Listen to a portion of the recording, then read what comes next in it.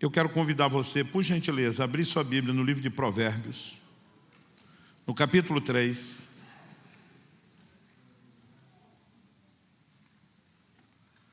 Provérbios, capítulo 3, versículos 9 e 10.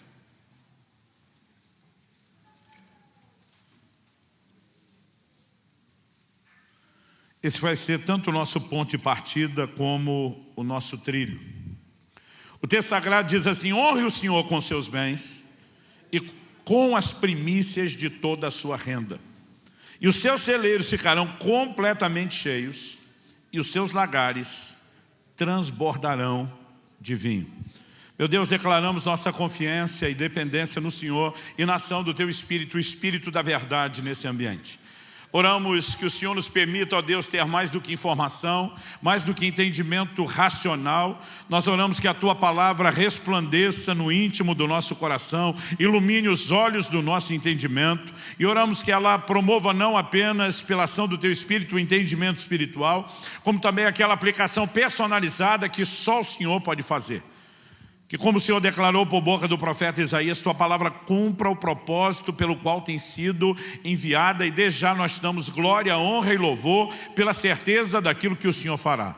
Nós oramos que a palavra produza fé, que ela gere correspondência, que ela produza alinhamento e que ela cumpra, como oramos antes, o seu propósito. Nós clamamos em nome de Jesus. Amém. Amém. Bom, eu quero tomar esse texto como ponto de partida. Acredito que mais ou menos há uns 22 anos atrás, Deus realmente me fez prestar atenção nesse texto de uma forma como nunca antes. Eu comecei a perceber a distinção nesse texto entre o que nós podemos classificar como propósito e consequência. A proposta de Deus, que visa o cumprimento do seu propósito, é que nós demos a Ele honra. E Ele pede que a gente expresse honra com os nossos bens. A consequência é que a bênção de Deus se manifestará. Os nossos celeiros, diz a promessa, se encherão e os nossos lagares transbordarão. A maioria de nós hoje não trabalha de forma literal como eles com o plantio da terra. Não temos celeiros e lagares literais como eles tinham. Mas acredito que Deus está comunicando o entendimento de algo que merece a nossa atenção. Hoje em dia nós vivemos a cultura do crédito como talvez nunca antes na história da humanidade. Isso significa o quê? Que primeiro a gente gasta, depois a gente corre atrás de como é que vamos pagar aquilo que a gente já gastou. Aliás, eu vi uma frase de um conhecido há muito tempo atrás que me deixou bem pensativo e me fez rir. Ele diz: hoje em dia só de estar zerado no banco já é prosperidade. Se o cara não estiver devendo já é prosperidade, ele não precisa ter dinheiro, é só não ter dívida. Por causa da cultura e da mentalidade do crédito. Agora pensa naquela época do plantio. O camarada tinha que primeiro plantar a terra, depois quando viesse a colheita, ele estocava a colheita. E ele tinha por muitos meses a provisão antecipada para a comida da fome, que ainda viria, como tinha também as sementes do plantio da próxima estação. Ou seja, os recursos chegavam antes da necessidade. Não existia a mentalidade de crédito. Existem algumas poucas práticas de financiamento de dinheiro desde os primórdios da humanidade, mas não existia essa cultura e mentalidade que temos de gastar primeiro para pagar depois. Se só isso já fosse mudado e Deus garantisse não riqueza, mas a provisão antecipada das nossas necessidades, já produziria uma grande mudança. E eu quero te dizer, quando eu olho para a palavra de Deus, eu vejo aqui uma promessa, condicional, porém uma promessa. Nem toda promessa na Bíblia pode ser classificada como condicional. A vinda de Jesus, por exemplo, não é condicional. Quer você creia, quer não, Ele voltará. Quer você esteja pronto, quer não, Ele virá. Mas nem toda promessa é incondicional. Paulo diz a Timóteo: de acordo com as profecias que foram ditas a teu respeito, combate firmado nelas o bom combate. E há coisas que Deus fala para que você se posicione e de acordo com o seu posicionamento o resultado pode vir ou não. Essa palavra é uma dessas. Apesar dele não apresentar com clareza um condicional, se você honrar o Senhor com seus bens e com as primícias de toda a sua renda, os seus celeiros se encherão e os seus lagares transbordarão. É obviamente isso que o Senhor está falando. Mas há algo que eu e você precisamos entender por trás dessa declaração, e diz respeito a um alinhamento de propósito. Como eu disse antes, as pessoas às vezes confundem o propósito com a consequência.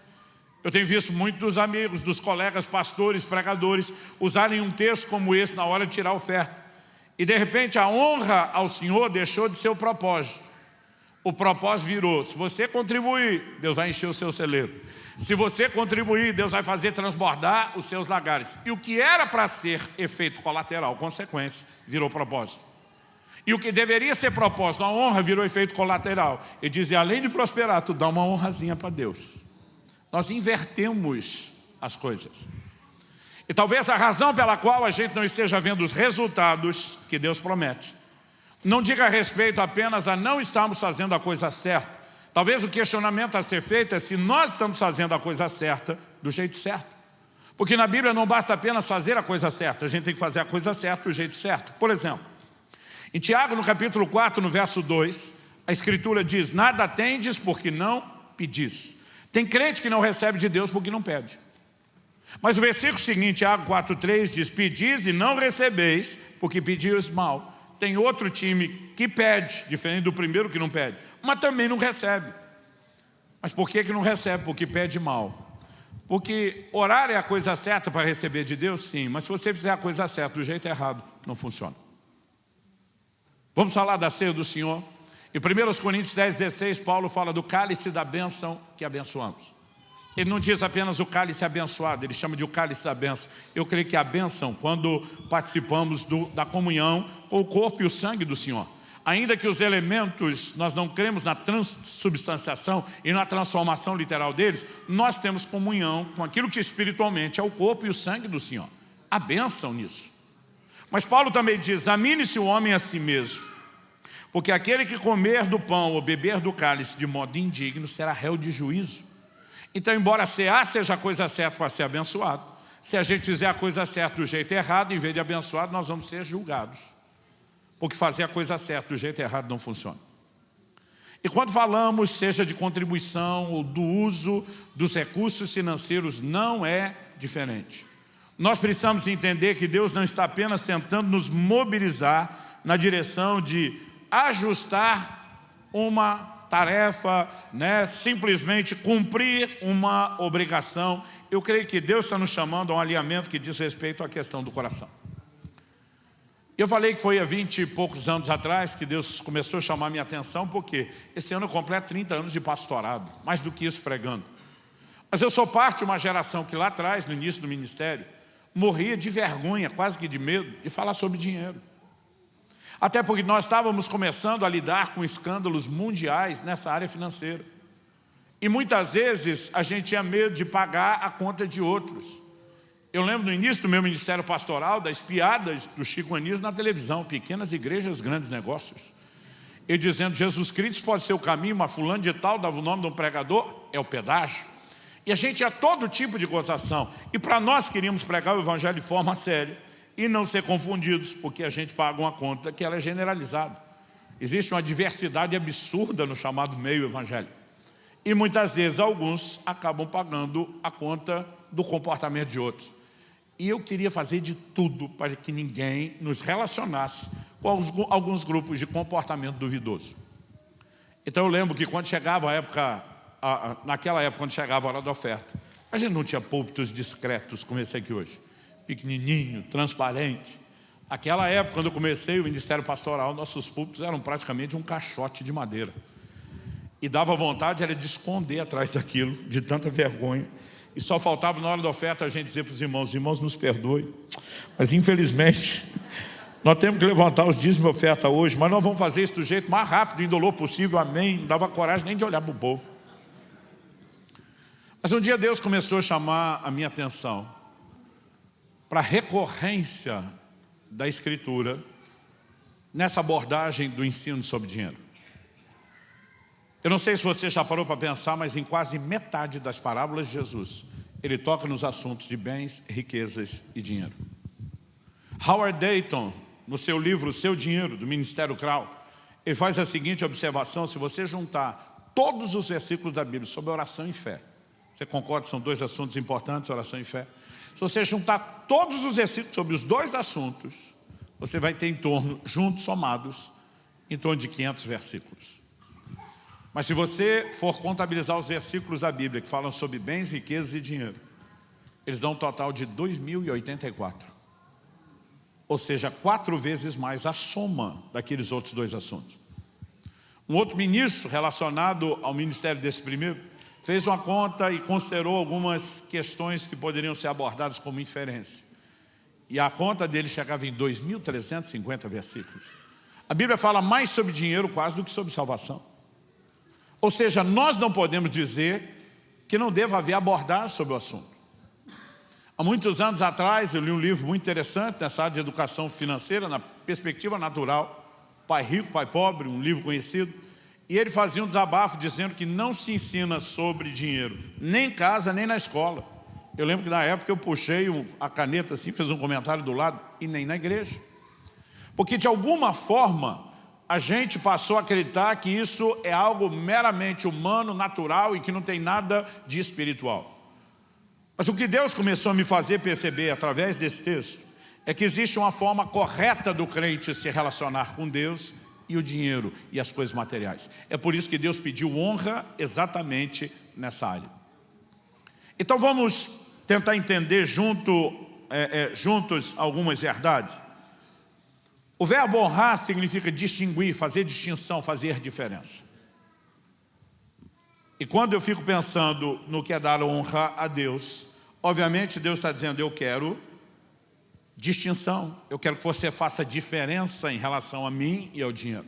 Por que é que Deus pediu honra? Deus não precisa de honra. Aliás, Deus não precisa de nada. Em Atos 17, nos versos 24 e 25, quando o apóstolo Paulo está pregando em Atenas, o maior palco da filosofia do mundo dos seus dias, ele diz, Deus não é servido por mãos humanas como se necessitasse de coisa alguma. Ele é absoluto, completo em si mesmo, ele não precisa de nada. Então ele não pediu honra porque precisa dela. Se ele não precisa da honra, por que é que ele pediu? Porque a honra, na verdade, é uma necessidade nossa, não dele. Dar a ele honra terá, como eu quero te mostrar pelas Escrituras, um efeito regulador na nossa vida. E eu quero, em primeiro lugar, enfocar que eu e você precisamos perceber o que Deus quer. Deus não pediu nesse texto oferta. Deus não pediu contribuição. Ele pediu honra. Ele diz, eu quero que vocês me honrem com as primícias da renda. Mas ele não está pedindo a renda, ele está pedindo honra. A área em que será honrada é essa, mas o que ele está pedindo é honra. E o questionamento do que Deus quer é importante. Um outro texto que precisa ser colocado aqui nessa equação enquanto pensamos, é Malaquias, capítulo 1, de 6 a 10. O texto sagrado diz assim, o filho honra o pai e o servo respeita o seu senhor. Então Deus diz, se eu sou pai, onde está minha honra? E se eu sou o senhor, onde está o respeito para comigo? Eu, Senhor dos Exércitos, pergunto isso a vocês, sacerdotes que desprezam o meu nome. Mas vocês perguntam, como desprezamos o teu nome? Vocês oferecem pão impuro sobre o meu altar e ainda perguntam em que te havemos profanado. Nisso de pensarem que a mesa do Senhor pode ser desprezada. Quando vocês oferecem sacrifício a um animal cego, será que isso não está errado? E quando trazem um animal coxo ou doente, será que isso não está errado? Olha, experimentem oferecer um animal desses ao seu governador. Será que ele se agradará de vocês ou será favorável a vocês, diz o Senhor dos Exércitos. E agora, sacerdotes, supliquem o favor de Deus, para que nos conceda a sua graça. Mas com tais ofertas nas mãos, será que ele será favorável a vocês? Diz o Senhor dos Exércitos. Quem dera houvesse entre vocês alguém que fechasse as portas do templo, para que não acendesse em vão o fogo no meu altar. Eu não tenho prazer em vocês, diz o Senhor dos Exércitos, nem aceitarei as suas ofertas. Gente, vamos parar para pensar nisso. No verso 6 ele começa dizendo, o filho honra o pai e o servo honra o seu senhor. São 2 níveis de relacionamento que temos com Deus. Ele é nosso pai, nós somos seus filhos. Ele é nosso senhor, nós somos seus servos. Nos 2 níveis de relacionamento, honra é requerida. Então Deus diz, se eu sou pai, cadê minha honra? Se eu sou senhor, cadê meu respeito? O que é que ele está pedindo? Honra. O assunto vai envolver agora oferta, mas Deus nunca pediu oferta. Aliás, quando chega no verso 10, ele diz, por mim vocês podiam fechar as portas do templo, para não acender o fogo do meu altar à toa, porque eu não quero a oferta de vocês. Então Deus nunca esteve atrás da nossa contribuição, e sim da honra. E basicamente o que ele está dizendo, se a sua contribuição, se sua oferta não expressar honra, não precisa dar nada. Isso tem que nos fazer pensar o que é que Deus quer. Se o interesse de Deus fosse na oferta, então qualquer oferta lhe seria agradável e teria cumprido o propósito. Mas quando a Bíblia diz que Deus se agradou de Abel e da sua oferta, mas não se agradou de Caim e da sua oferta, como foi dito aqui anteriormente, é porque ele não está interessado na oferta, senão qualquer oferta o agradaria. O que lhe interessa é a forma como isso será feito. É por isso que em Gênesis 4:7 Deus diz para Caim: se procederes bem, não é certo que serás aceito. Deus está dizendo que você procedeu mal. Em outras palavras, você fez a coisa certa do jeito errado. Então Deus nunca esteve interessado na oferta. Ananias e Safira que o diga. Deram uma oferta maior do que a maioria, venderam uma propriedade, seguraram só uma pequena parte, mas deram a maior parte de uma propriedade. A oferta era boa na perspectiva contábil, mas veio de abençoados foram julgados, porque Deus nunca esteve atrás da oferta. Se a gente não resolver esse problema, talvez a gente não vá a lugar nenhum. E eu e você precisamos entender. Deus olha e diz: leva para o teu governador aquilo que você está me trazendo. Desde aquela época já se fazia média com político e governante. Deus disse: se você tentar fazer uma média com o seu governador, com aquilo que você me traz, ele não falou desse jeito, mas traduzindo para o português moderno, Deus está dizendo: vocês estão lascados. Aí qual é a declaração de Deus? A lei de Moisés estabeleceu que todo sacrifício, o animal que ia ser sacrificado, ele tinha que ser um animal perfeito, porque para Deus nós fazemos sempre o melhor. Mas o povo começou a trazer um animal coxo, o cego, o manco, ninguém estava entregando o perfeito. E Deus está dizendo que a maneira como eles decidiram ofertar não expressava honra. O pior é a declaração do verso 9. Com tais ofertas das vossas mãos, aceitaria ele a vossa pessoa? Quando Deus aceita, nunca é meramente a oferta, é o ofertante. Por outro lado, quando ele rejeita, também não é meramente a oferta, é o ofertante. Aliás, é o que diz o livro de Gênesis: Deus se agradou de Abel e da sua oferta. Primeiro o ofertante, depois a oferta. Mas não se agradou de Caim e da sua oferta. Primeiro o ofertante, depois a oferta. Algo que nós de fato precisamos ponderar é por que Deus se agradou da oferta de um e não da oferta de outro. Eu já vi explicações mirabolantes sobre isso. Abel ofereceu um animal como sacrifício, isso é o tipo de Cristo, do sacrifício de Cristo, nós somos aceitos ante Deus por causa dele. Mas Abel ofereceu Caim ofereceu do fruto do seu trabalho, do seu labor, que era o fruto da terra, e nenhum de nós é aceito por obra. Gente, isso aqui é bonito se a gente estiver falando de doutrina de salvação, mas não tem nada a ver com o texto, porque a Bíblia diz que os dois ofereceram o fruto do seu trabalho. A diferença é que enquanto a Bíblia diz que Caim era lavrador, trabalhava com o fruto da terra, ofereceu isso, a Bíblia diz que Abel era pastor de ovelhas, então ele também ofereceu o fruto do seu trabalho. Lá na frente Deus iria pedir a primícia, tanto da terra como dos animais. A questão não é o que eles entregaram, é como isso foi feito. A Bíblia diz que Abel ofereceu das primícias do seu rebanho. A palavra primícia significa primeiros frutos. Ou seja, tão logo ele começou a ter os primeiros resultados do seu trabalho, em vez de usufruir do resultado do seu trabalho, o que é que ele diz? Deus primeiro, eu por último. O que isso significa? Honra. Ele fez distinção. Deus está acima. Eu fico lá por fim da fila. O que Caim fez? O oposto. Quando a Bíblia fala de Caim, diz que no fim de uns tempos. A palavra tempos ali, ela é genérica, é subjetiva. Ela não tem definição específica. Pode ser dias, pode ser semanas, pode ser meses. Mas o que não tem questionamento é a palavra fim. Enquanto um colocou Deus no começo, o outro deixou Deus por fim, por último. Quem é esse tipo de gente? É aquele tipo de gente que gasta todo o ganho do seu trabalho, põe assim em primeiro lugar, se prioriza, e depois no fim, olha para trás e diz: sobrou? Sobrou, então dá para Deus. Deixa eu te dizer algo, Deus não quer a sua sobra, porque sobra não reflete honra. Aliás, só tem a façanha de dar sobra quem ainda faz sobrar, o que a maioria nem consegue. Então, no caso de muitos, eu não está ficando com a sobra, ele está ficando sem nada. Quando eu comecei a perceber que Deus está atrás de honra, meu primeiro questionamento, que é perguntar o que Deus quer, me levou a um segundo. Por que Deus pediu que nós honrássemos com os nossos bens? Não é a única forma de honrar Deus. Jesus cita Isaías, o profeta Isaías, lá em Marcos capítulo 7, versos 6 e 7, quando ele diz: esse povo me honra com os lábios, mas seu coração está longe de mim. Existe um ato de honrar com os lábios, e agora há pouco nós estávamos fazendo isso enquanto adorávamos. Logo, honrar a Deus com os nossos bens não é a única forma de honra. Mas em nenhuma outra Deus foi tão incisivo, contundente, objetivo e direto, como foi quando pediu honra nessa área material e financeira. E a pergunta é, por que Ele pediu que nós o honrássemos justamente nessa área? Eu creio que o que nós precisamos levar em conta é que nada na Bíblia é apresentado como um concorrente direto ao senhorio de Cristo.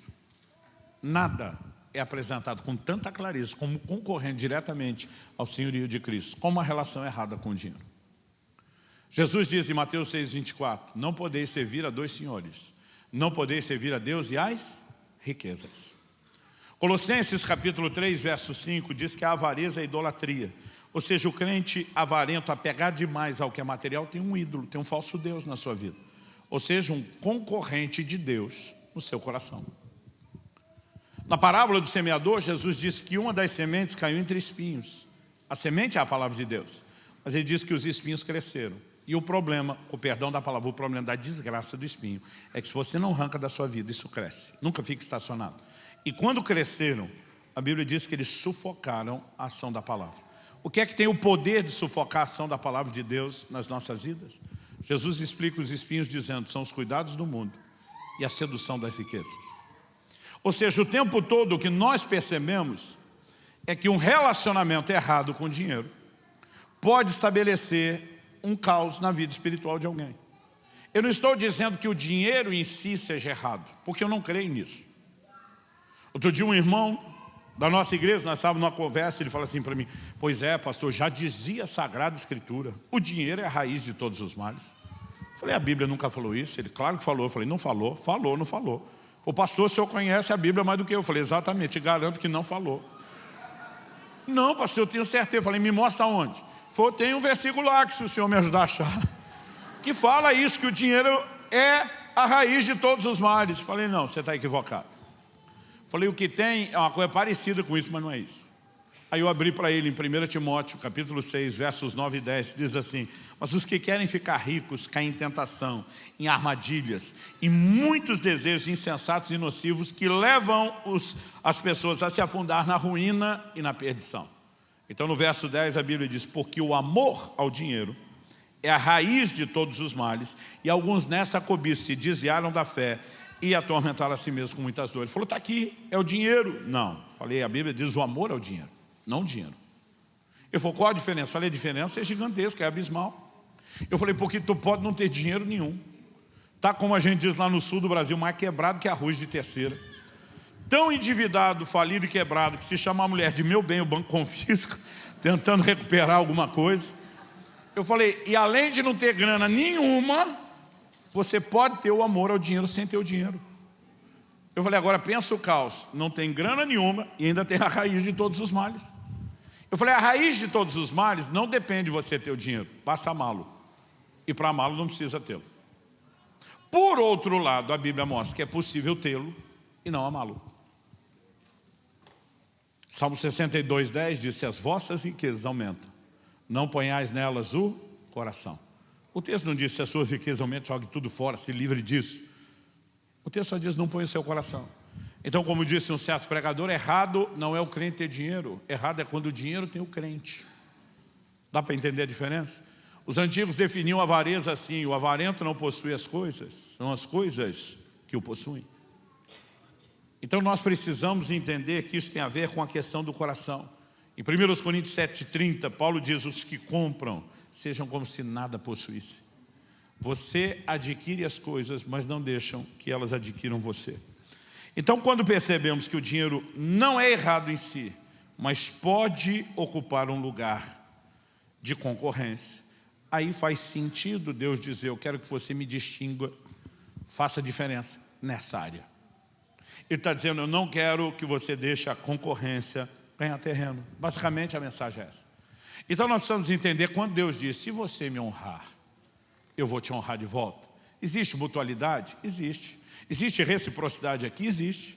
Em 1 Samuel 2,30 Deus diz, eu honro aqueles que me honram. Mas muitos de nós temos sido levados a pensar de forma equivocada que honrar a Deus é apenas um processo de barganha para receber de volta, e não é isso. O que Deus está tentando é nos levar numa direção diferente.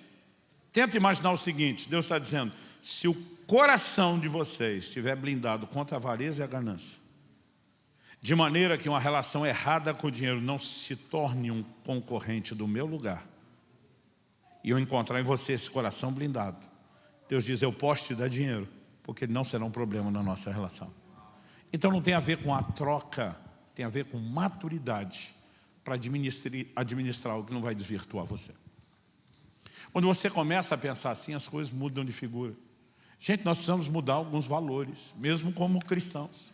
Tem muita gente usando promessas bíblicas de provisão e prosperidade para mascarar sua ganância e sua avareza. Eu lembro quando garoto, lendo o livro do Apocalipse, que no céu as ruas serão de ouro, alguma coisa dentro de mim ativava o modo ostentação. Não, sério. Eu me imaginava, não sei porquê, me imaginava descalço, pisando e sentindo o geladinho do ouro na rua. Eu me imaginava andando de cabeça erguida, peito estufado e pensando algo mais ou menos assim, se um dia fui pobre, já não me lembro. Eu pensava, quando chegar no céu, vai lavar nossa alma, vai ser a vingança, a redenção de tudo que nos faltou na terra. Um dia eu estava orando, o Espírito Santo falou comigo, ei, a glória do céu não é o ouro, a glória do céu sou eu. Eu falei, é mesmo? Eu falei, por que as ruas são de ouro? Porque eu só estava pensando no modo ostentação. E Deus me fez entender uma coisa que eu não sei como explicar, então vou tentar inventar uma ilustração. Imagina um anjo chegando diante de Deus e perguntando, Deus, o que é que a gente faz com tanto ouro? Deus disse, essa coisa que aqui no céu não vale nada, faz piso, faz chão, faz rua para o meu povo andar. Porque aquilo pelo qual as pessoas se matam aqui na terra, lá no céu só vai servir para ser pisado. A perspectiva é completamente diferente. Não é de valorizar o ouro a ponto de concorrer com a presença de Deus. É desvalorizá-lo por causa da presença de Deus. E quando falamos de distinguir, é exatamente isso, é colocar Deus acima. Aí vai fazer sentido, quando falamos aí daquele primeiro ponto e daquele primeiro aspecto, do que Deus quer, do que Deus está atrás, vai fazer sentido o posicionamento de Jesus em Marcos 12, de 41 a 44.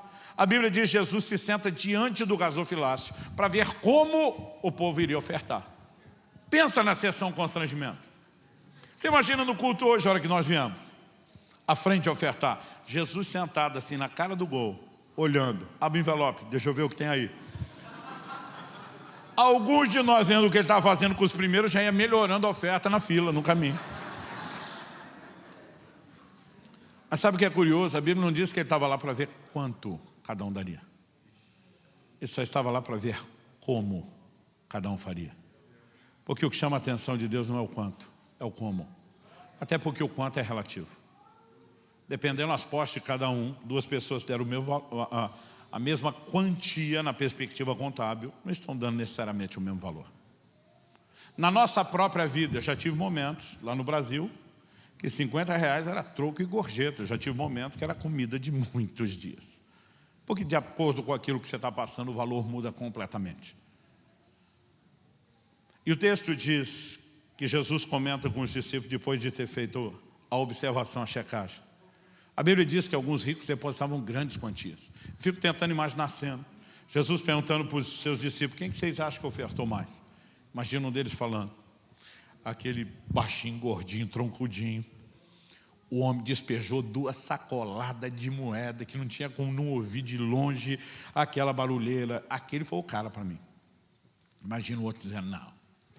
Teve aquele magrinho alto de turbante, que foi uma sacolada só de moeda. Mas o que você estava falando deixou 2 de prata. O que eu estou falando deixou 1 de ouro. E eles vão fazer as contas. Enquanto eles estão tentando avaliar, medindo os que trouxeram grandes quantias, Jesus diz, gente, vocês estão bem distraídos. Quem deu a maior oferta aqui foi uma viúva pobre.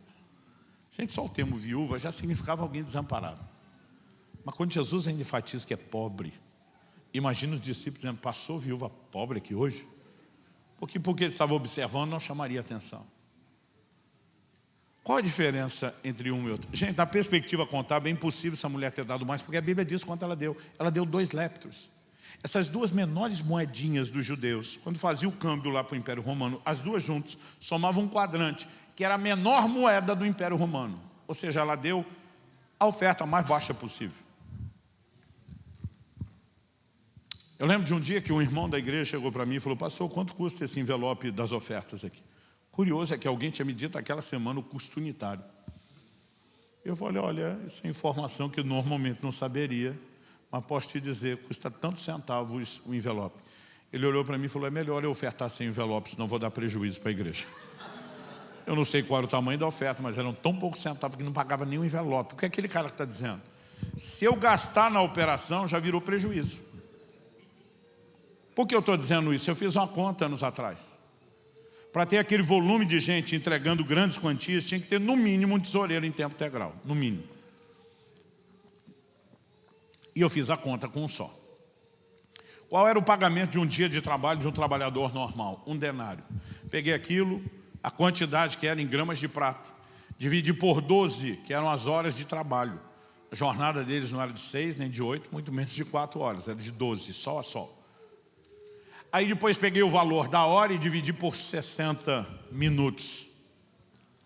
E aí eu cheguei mais ou menos a conta de quanto o camarada ganhava por minuto. Por quê? Eu queria calcular o custo da operação. O tempo que levou para esse cara recolher as 2 moedinhas, levar para um lugar seguro onde ficaria guardado, fazer o devido apontamento. E essa operação, que eu calculei muito daqui para lá, de lá para cá, ela deu uma variação na época, estou falando em torno de 2001 a 2002, de mais ou menos o custo de 27 a 29 centavos de real, de acordo com o valor da grama da prata na época. Mas quando eu fui calcular o peso da grama da prata dos 2 leptos, a mulher tinha dado só 25 centavos. Ou seja, o que ela deu foi prejuízo para o reino de Deus. O custo de recolher a oferta foi maior do que a própria oferta. Ou seja, como é que Jesus está dizendo que essa mulher deu mais do que os outros? A contabilidade no reino de Deus não tem a ver com o valor da cédula. O que se mede lá é honra. E aí Jesus está dizendo: os ricos deram do que lhes sobrava. Vou repetir o que eu falei antes. Deus não está atrás da sua sobra, porque sobra não reflete honra. A Bíblia diz: mas essa mulher deu tudo que tinha, o seu sustento. Talvez ela podia comer uma última das melhores coxinhas de Forte Mais. Uma última tapioca. Eu não sei o que valia aquilo para a época. Mas essa mulher não tem mais nada, todo o sustento dela é aquilo, acabou. Depois daquilo ela não tem nada. E ela simplesmente está dizendo: se tiver que morrer mais cedo eu morro, mas morro honrando a Deus. Deus primeiro, eu por último. Agora os ricos, para dar do que sobraram, já gastaram consigo, fizeram seus planos, foram atrás dos seus sonhos, conseguiram tudo que queria. Olharam para trás, sobrou? Sobrou. Então dá para Deus. A quantidade podia ser alta na perspectiva da contabilidade, mas a medição de honra estava lá no chinelo. Quem está entendendo o que estamos falando? Deus não está atrás da minha e da sua oferta, Deus não está atrás do meu e do seu dinheiro, está atrás de honra. Porque honra é um efeito regulador que determina a posição que Ele ocupa nas nossas vidas. E quando a gente entende isso, muda a perspectiva. Até porque muitos de nós não achamos que essa questão ligada ao uso do dinheiro e mesmo da contribuição, alguns de nós acabamos achando que isso não é algo tão espiritual. Um dia um irmão reclamou comigo, falou: pastor, nós gastamos mais ou menos uns 15 minutos daquela parte não espiritual do culto. Achei que ele ia reclamar dos avisos, era das ofertas. Eu falei: quem foi que te disse que não é espiritual?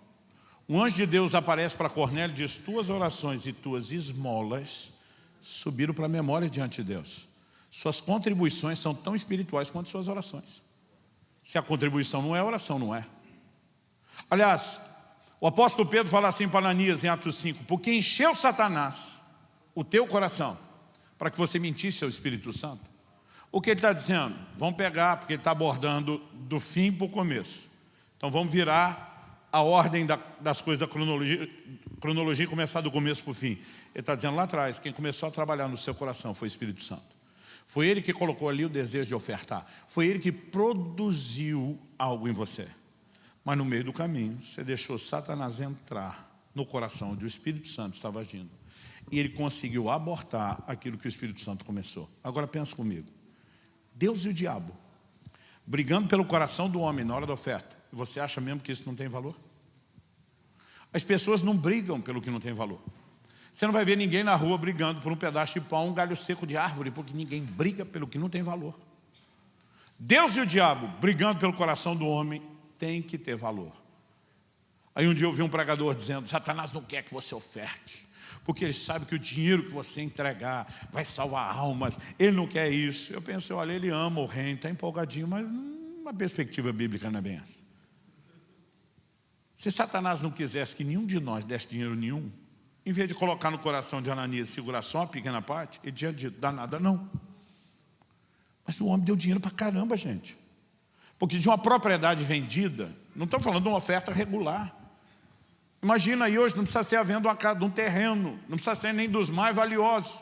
Nós estamos falando de alguns milhares de dólares. Agora o cara segurou só um pouco e deu a maior parte.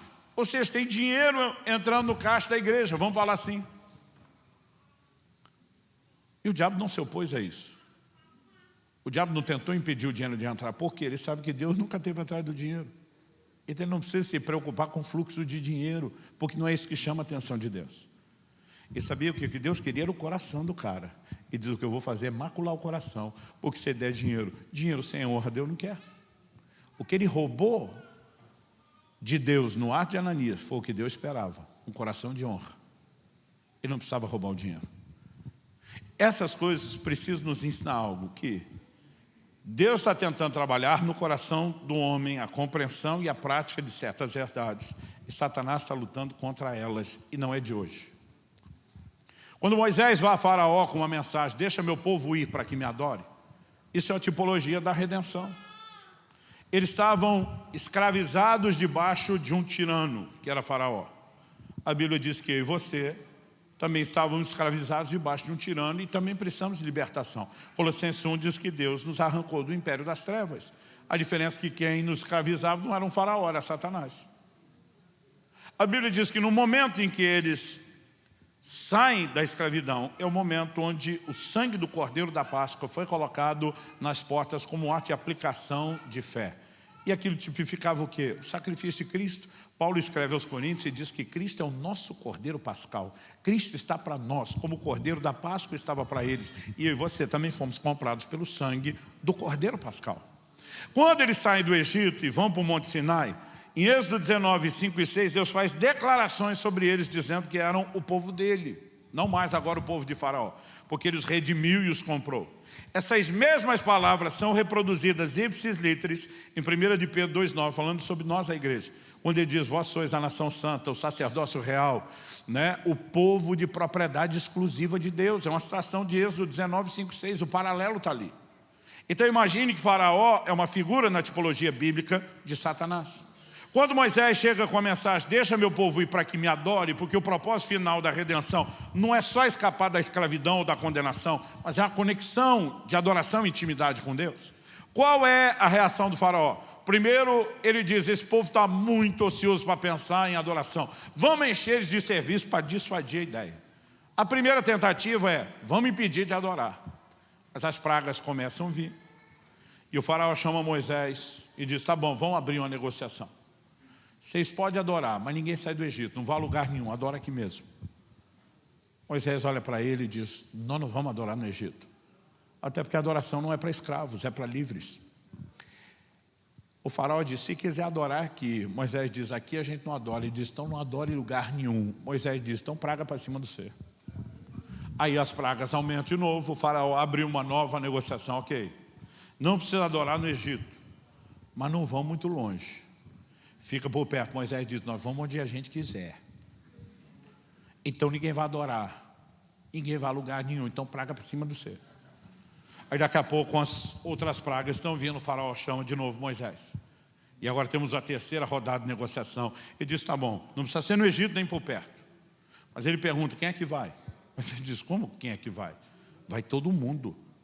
O faraó diz, não, os homens podem ir, mulheres e crianças ficam. Moisés diz, vai todo mundo. O faraó diz, então não vai ninguém, então praga para cima do ser. Daqui a pouco o faraó chama Moisés para outra negociação. Diz, tá bom, não precisa ser no Egito, nem por perto. Pode todo mundo, homens e mulheres e crianças. Mas dessa vez o faraó diz assim, mas os rebanhos ficam.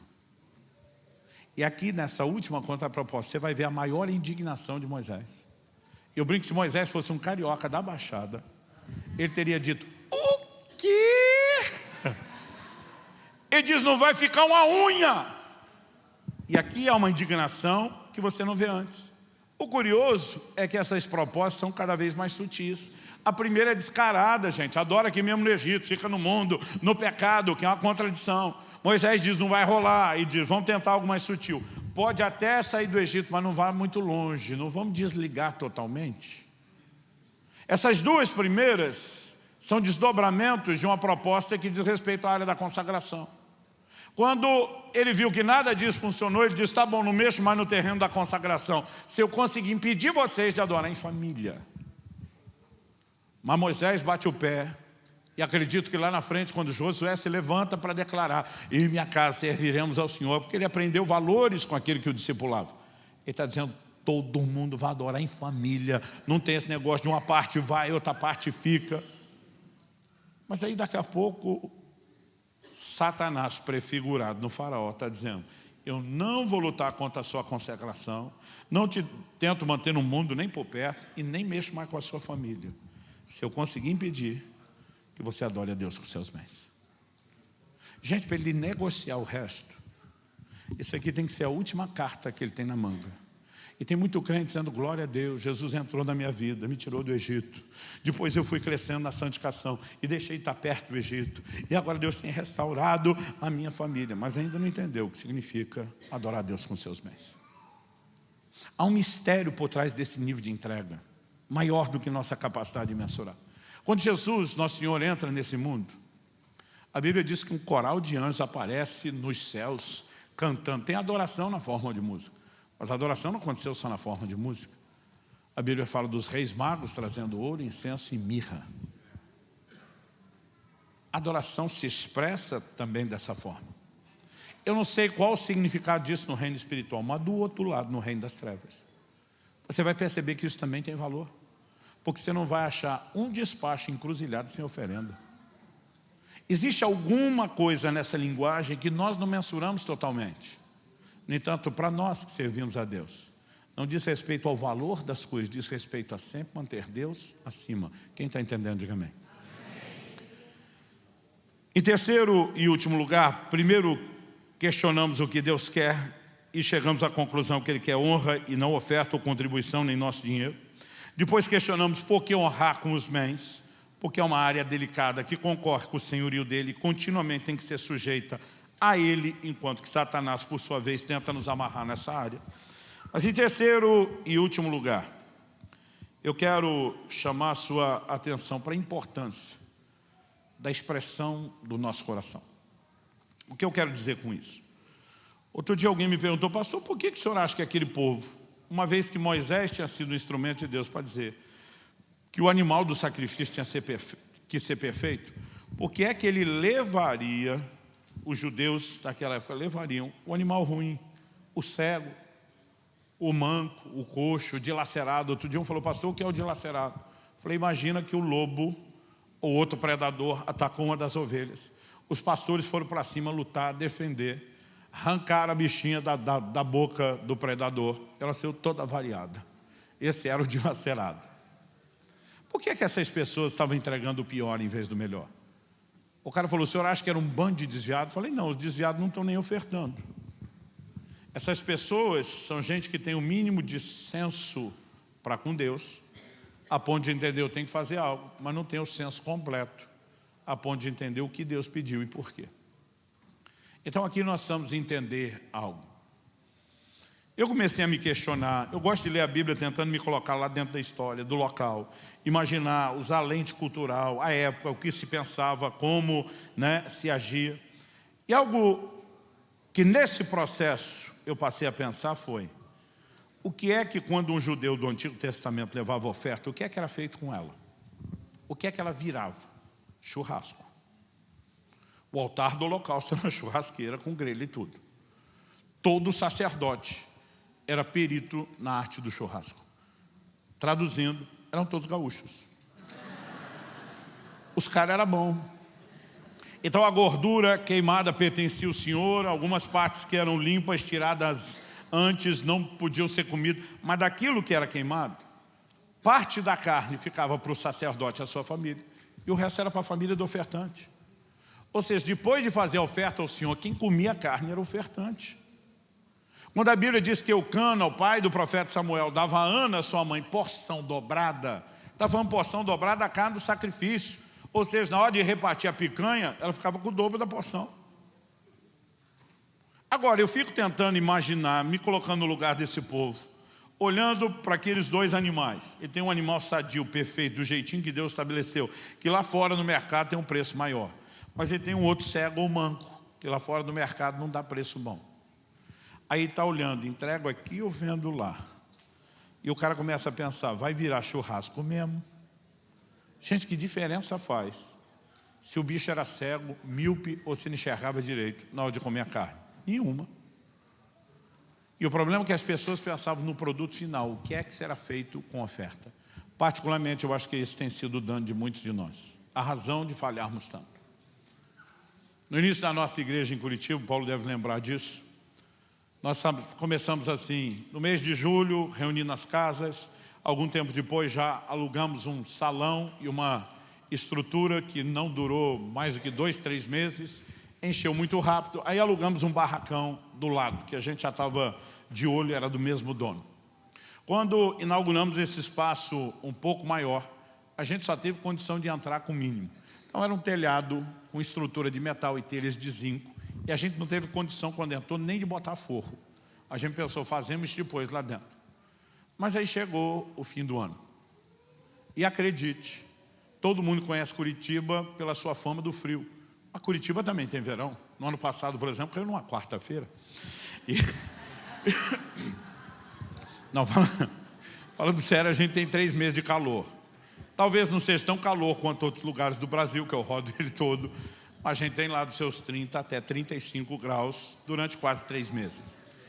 Então, gente, o culto era 6 da tarde, com horário de verão, aquilo tinha virado praticamente 5 horas. Quando a gente chegava na igreja, aquilo tinha ficado fechado o dia inteiro, esquentando, aquela chapa de metal estava fervendo. E quando a gente entrava, era um calor insuportável. Agora, imagina o ambiente do calor. Eu chego um domingo e vou dar uma notícia à igreja. Digo, gente, nós vamos ter que climatizar a igreja. E não é só conforto. Nós temos que fechar essas janelas, que temos aí a ventilação, porque elas também significam saída de som. E nós estamos incomodando os vizinhos. Eu lembro que falei para eles, ninguém merece ser vizinho de igreja. Nem eu queria ser vizinho da minha igreja, imagina os outros. Eu falei, mas nós fizemos um estudo aqui, porque para fechar isso tem que climatizar. E o pacote final de isolamento de som e acústica. Me veio um preço exorbitante, assustador. Quase tive um treco quando vi o orçamento. Mas o irmão que veio trazendo o orçamento falou, pastor, não pense em quantos R$1.000. Pense em quantos de nós podemos te ajudar com cotas de R$1.000. E considerando que o senhor vai poder parcelar o ar, nós podemos parcelar a cota, mais gente consegue ajudar. Ele falou, eu sou o primeiro. Um que estava com ele falou, eu sou o segundo. Um dos nossos pastores estava perto, falou, eu sou o terceiro. Eu falei, desse jeito eu também entro, sou o quarto. E aí eu estou contando para a igreja.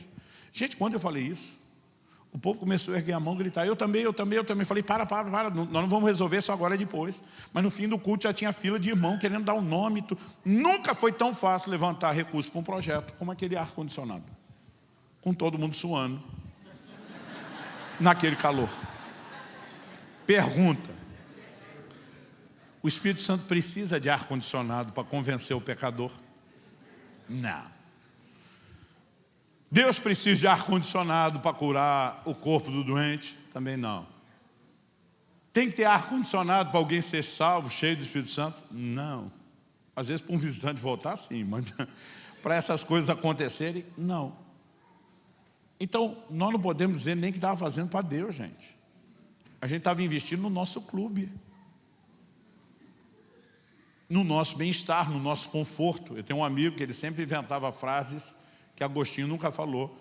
E ele jogava na conta de Agostinho, porque disse que Agostinho falou tanta coisa que o resto passa, cola.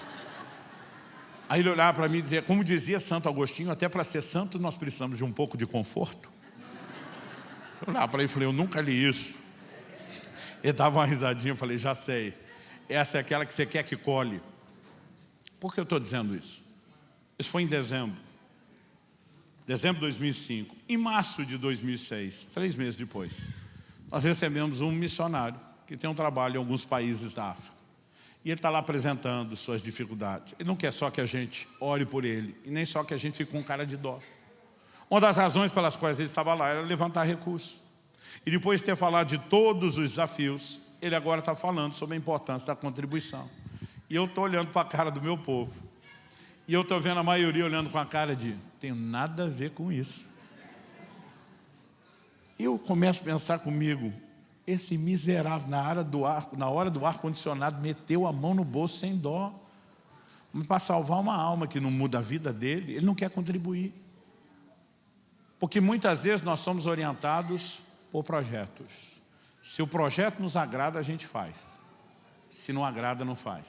Ou a gente fica avaliando, de acordo com o que vai ser feito, eu acho que devo fazer o melhor, ou de acordo com o que vai ser feito, eu me dou o direito de fazer o pior.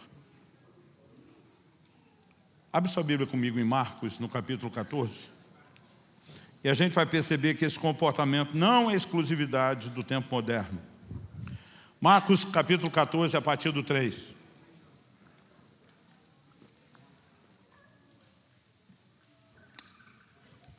O texto diz, quando Jesus estava em Betânia, fazendo uma refeição na casa de Simão, o leproso, veio uma mulher trazendo um frasco feito de alabastro com perfume muito valioso de nardo puro.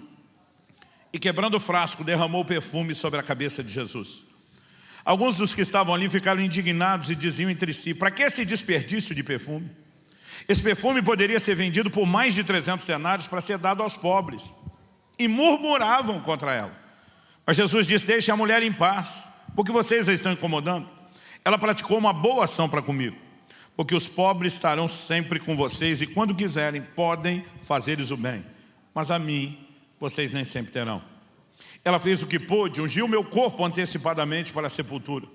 Em verdade, lhes digo que onde for pregado em todo o mundo o Evangelho, também será contado o que ela fez para a memória dela. Vamos olhar para isso aqui juntos.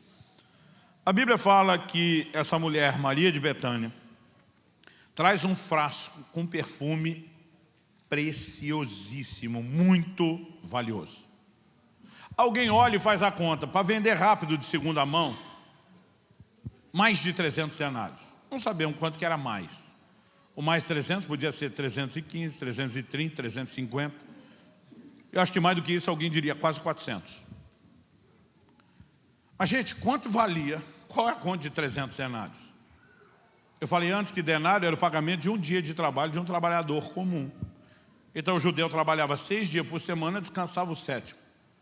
O salário dele variava de 25 a 26 denários por mês. Ou seja, 300 denários é praticamente o ganho de um ano de salário bruto. Então tenta imaginar a sua renda anual. Era o valor daquele perfume. E ela simplesmente desperdiça o perfume. Por que desperdiça? Porque na cabeça deles, quando ela banhou Jesus, não vai aproveitar para mais nada.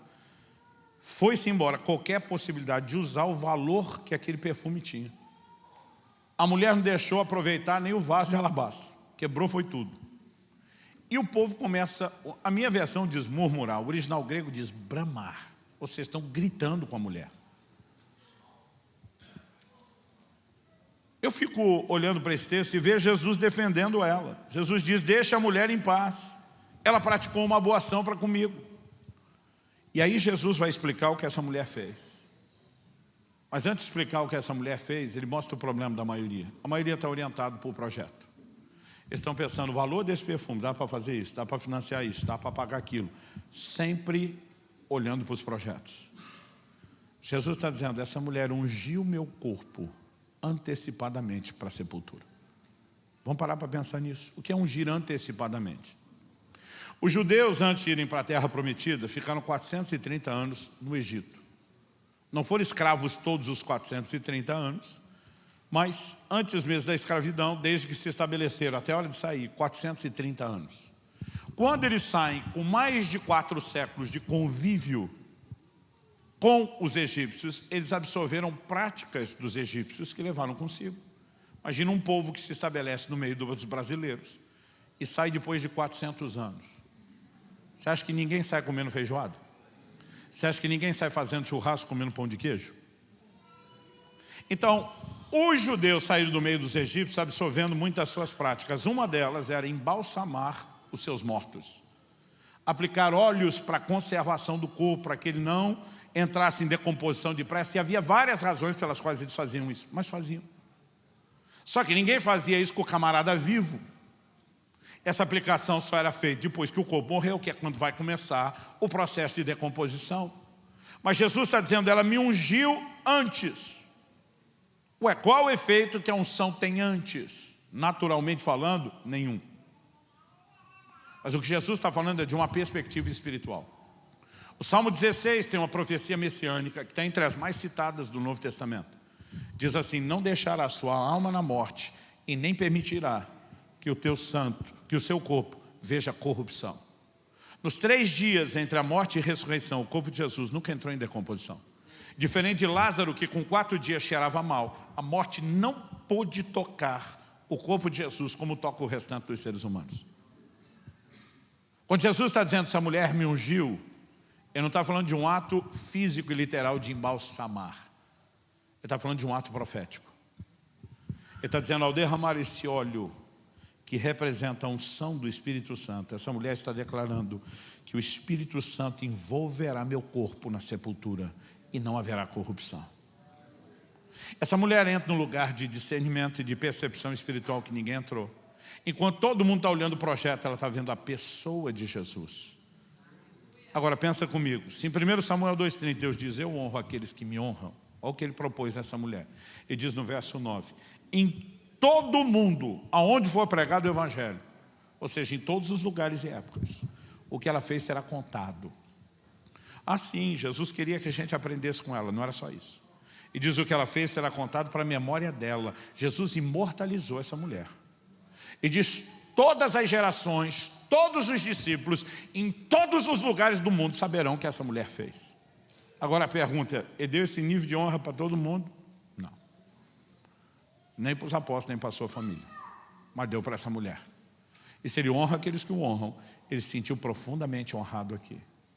Isso significa o quê? A honra nunca será expressa enquanto estamos dando valor a projetos, mas sim quando reconhecemos a pessoa dele. Quem está entendendo? Então, cada vez que eu e você vamos contribuir, mesmo fora da igreja, existem níveis de contribuição. A esmola é um deles. Provérbios 19, 17 diz, o que se compadece do pobre empresta ao Senhor, e este lhe retribuirá o benefício. Cada vez que eu e você fazemos o que fazemos para o Senhor e não para os homens, nós estamos transferindo a Ele honra numa área específica, com a melhor das atitudes e dos corações.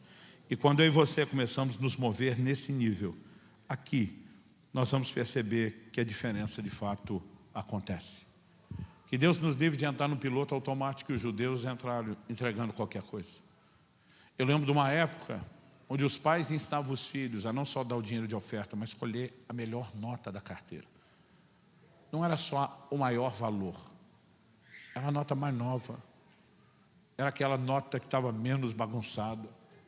Eu lembro de uma época onde éramos instruídos não só a dar o dízimo, mas a dar a parte de Deus antes de gastar a nossa. E de alguma forma nós precisamos resgatar, não só na contribuição, mas em tudo o que fazemos com o dinheiro, a visão de honra. O apóstolo Paulo escreve aos Coríntios, diz, vai um irmão a juízo contra outro irmão, e perante incrédulos. E diz, por que é que você não sofre o dano ou a perda? Esse dinheiro que era direito seu, que você podia brigar num tribunal e na corte, ele disse, abriu mão, ele não vai entrar na contabilidade da igreja. Mas pode ser a sua disposição de abrir mão de algo material para dizer, vou poupar o nome do Senhor de ser envergonhado. E Deus recebe isso como um ato de honra. Quando eu e você nos recusamos a ganhar dinheiro de forma ilícita, mentindo ou sonegando imposto, esse dinheiro não entra na contabilidade da igreja, mas é um ato de honra. Nós estamos dizendo a mamão, você não controla a nossa vida. Deus está acima. O dinheiro, uma proposta de ganhar mais, não vale mais do que Deus. Agora preste atenção. 99,9999, alguma coisa pode mudar depois. Dos imigrantes mudam de país pensando, eu vou ganhar vida, eu vou ganhar dinheiro. Deixa eu dizer algo para você, se é que você ainda não descobriu. Você foi trollado. quando veio para cá achando que o propósito da sua existência era ganhar dinheiro e apenas construir algo material. Deus tem algo maior do que isso. Ele pode te abençoar no processo, mas se você colocar as coisas materiais acima dele, você não está dando honra a ele. Um dia eu precisei ter uma conversa franca com a liderança da nossa igreja, na verdade com toda a membresia. Porque a maior parte do tempo a gente encorajando as pessoas, a gente tem que falar de Jesus, vamos ganhar pessoas, vamos cuidar delas. A maior parte das pessoas só dizia o seguinte: não tenho tempo. E um dia eu peguei e comecei uma encenação aparentemente despretensiosa. Eu falei, gente, quando um traficante se converte, e graças a Deus eles estão se convertendo, vocês concordam comigo que se alguém está em Cristo é uma nova criatura, as coisas velhas já passaram, isso tudo se fez novo? Eu vi um sonoro amém. Vocês concordam comigo que Romanos 8:1 diz que não há mais condenação para quem está em Cristo Jesus? Mais um sonoro amém. Eu falei, mas vocês concordam que o ex-traficante vai ter que mudar de ramo? Aí o amém foi mais sonoro do que antes. Porque todo mundo sabe que a gente tem que se adequar ao reino de Deus.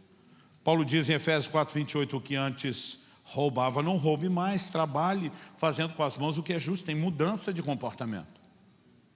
Eu falei, gente, quando uma garota de programa se converte, graças a Deus elas têm se convertido, vocês também creem que se alguém está em Cristo é nova criatura, as coisas velhas já passaram, isso tudo se fez novo, de novo o sonoro amém. Eu falei, vocês creem que não há mais condenação por essa mulher, porque agora ela está em Cristo Jesus, de novo o sonoro amém. Eu falei, mas vocês concordam que ela vai ter que mudar de prestação de serviço? Aí o amém foi mais forte que o do traficante. Eu falei, ok, nós estamos na mesma página, na mesma sintonia. Agora, minha pergunta para vocês é, porque o ex-traficante, a ex-garota de programa, tem que ajustar a vida deles, ao padrão do reino de Deus, e você não precisa ajustar a sua. Porque Jesus disse que você tem que ser testemunha, e você pode simplesmente dizer, não tenho tempo. A regra vale para os novos, mas não vale para você. Eu lembro até hoje do silêncio que aquilo ficou na igreja. Eu não quero te apontar o dedo nem jogar pedra em você, eu só quero te lembrar de algo. É depois que colocamos Deus acima, que os celeiros vão começar a encher, que os lagares vão transbordar. Pedro tentou pescar a noite inteira e, como dizia o ditado, o mar não estava para peixe. Imagina a frustração de manhã, de uma noite perdida de trabalho. E de repente Jesus chega e diz, posso usar o seu barco? Você sabe o que significa isso? Significa que ele não pode dormir, a noite não dormida. Significa que as próximas horas que ele podia tentar tirar o atraso e está pegando peixe, estão sendo perdidas. E significa que Jesus está propondo um retrocesso para o negócio de Pedro. Imagina tudo que Pedro pensou e sentiu demais para Jesus. Diz, fica à vontade. Quando Jesus termina de usar o barco, ele vira para Pedro e diz, agora lança as redes. E a Bíblia diz que elas vêm carregadas. Preste atenção. Nenhum tempo que você deixou de correr atrás do que é material dado para Deus será perdido. Deus quer uma mobilização, e tem muito crente que espalhou pelo mundo, muito brasileiro crente espalhou pelo mundo, achando que queria melhorar de vida, e nem sabe que Deus diz, vou dar corda para espalhar esses missionários que não iriam por outro motivo, porque na época não tinham maturidade para entender isso. Alguns de vocês nem convertidos eram. Mas Deus quer que eu e você possamos viver num lugar que Mamon não concorre com o lugar dele. Eu não posso dizer que eu rodei o mundo todo, mas já são mais de 50 nações. Eu nunca vi um lugar e uma cultura tão sedutora na perspectiva financeira como a dos Estados Unidos. Pastor, o senhor está dizendo que estou no lugar errado para ir embora? Não, só para você ter a atitude correta. Honre a Deus. Deixe Deus honrar você e cumpra o seu propósito. O que eu estou falando diz respeito à mera contribuição, e sim a um estilo de vida. Você recebe essa palavra em nome de Jesus? Eu vi que já são quase 8h30, apesar que lá no Kansas deve ser umas 7h30. Um dia eu falei isso e alguém falou, lá no Brasil está meio mais tarde. Vamos ficar em pé para parecer que está acabando.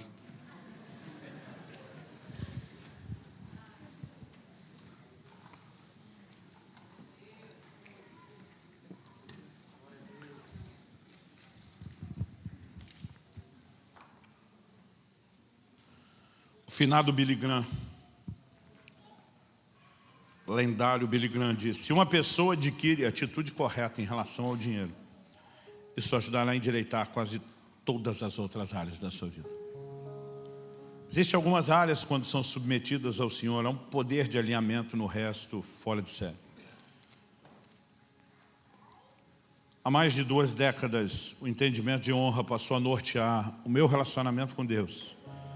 E a maneira de relacionar não só com Deus, mas com dinheiro e com as finanças. Isso fez de mim não apenas um ofertante compulsivo. Isso fez de mim não apenas alguém que procura o tempo todo tocar a vida de pessoas com necessidade de explorar oportunidade de abençoar. Hoje é alguém que o tempo todo diz, eu não vou ser controlado por mamão. Eu não vou ser norteado por esses valores. E o curioso é que quando você deixa de dar importância ao que é material e bota Deus no centro, não tem como o jogo não virar. Em dezembro do ano passado, completei 50 anos. E minha esposa, quando estava aproximando, falou, e aí? Ela falou, não cheguei lá ainda, mas deve ser uma idade que a gente fica mais reflexivo. Falei bastante. Ela falou, como é que você está se sentindo? Eu falei, eu estou em crise. Ela falou, qual crise? Eu falei, amor, durante a maior parte da minha vida, a gente queria um monte de coisa que a gente não podia. Ela falou, é verdade. Eu falei, agora nós estamos vivendo a fase que a gente pode, mas não quer. Porque à medida que essas coisas vão perdendo a atração e a importância, quando um coração correto é cultivado, é impressionante o que Deus faz. É impressionante a forma como Ele começa a dizer, agora eu posso encher os seus celeiros. Agora eu posso fazer transbordar seus lagares. Porque essas coisas não vão nos seduzir, não vão nos fascinar, não vão nos distrair. E há um lugar onde o jogo vira. Mas interessante é quando vira, você entende por que virou. Não é por causa de você. É por causa daquilo que você vai poder fazer para Deus e para as pessoas, inclusive com os recursos que Ele te dá. E Deus tem me incomodado e tem dito, fale dessas coisas, ensine essas verdades. E eu senti de Deus muito forte que eu deveria repartir isso com você.